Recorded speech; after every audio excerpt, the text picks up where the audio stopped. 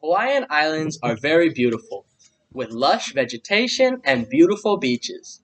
One of the staples of Hawaiian culture is the ukulele. But did you know that the ukulele did not originate in Hawaii? This instrument is called a briguinha. It comes from the island of Madeira in Portugal. The main difference between the briguinha and the ukulele is that this instrument is made of cedar wood and it has steel strings, while the ukulele is made of koa wood and uses nylon strings. Even if you don't play music like myself, you most likely understand the power that music has in the way that it brings people together.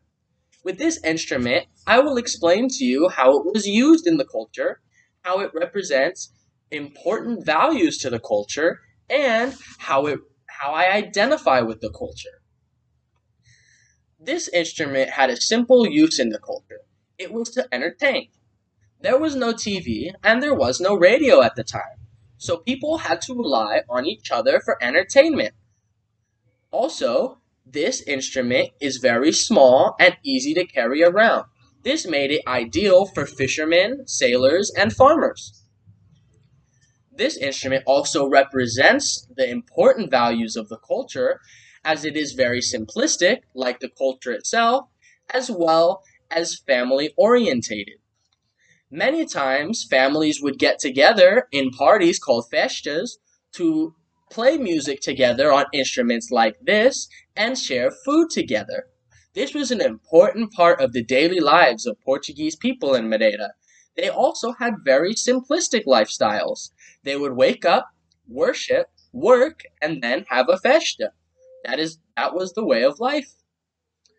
I am interested in this culture, or I identify with this culture, because it is my heritage.